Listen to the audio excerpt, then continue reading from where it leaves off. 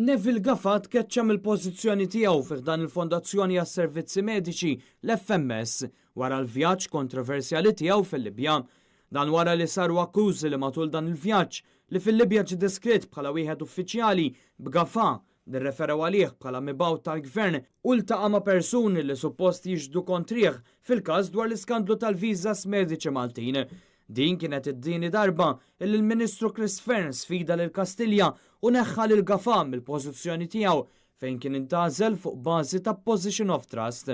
Fearne kien neħħa lil Gafà wkoll mill-Ministeru tas-Saħħa immedjatament wara li laħaq Ministru. Wara li kienet żvelata din iż-żjara lejn il-Libja, fl-aħħar jiem il-mexxej ta' Alleanza Bidla Ivan Grek Mintoff għamel akkużi serji li Gafà xtara li xhieda fil-każ kontrih. Każ li skont rapporti internazzjonali jinvolvi l-ħruġ tal-fuq minn 80,000 viża lill-Libjani sabiex jaċċessaw iż-żona Schengen u li fosthom potenzjalment kien hemm ukoll kriminali u terroristi.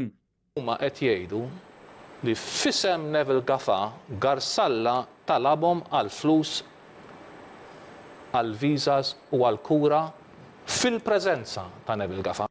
Biex mar il-Libja Gafà kellu bżonn viża li nħarġitlu għaliex iddikjara li kien se jżur lill-ambaxxata Maltija fil-pajjiż li ma' ambaxxata tinsab temporanjament magħluqa.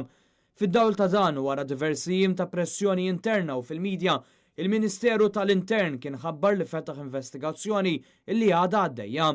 Gafà huwa wieħed magħruf bħala qrib ħafna ta' Kastilja, tant li l-Prim Ministru Joseph Muscat kien għażlu wkoll bħala membru tal-istaff tal-uffiċċju tiegħu f'Kastilja, pożizzjoni li għadu jokkupa minkejja li għaddejja investigazzjoni fil-konfront tiegħu.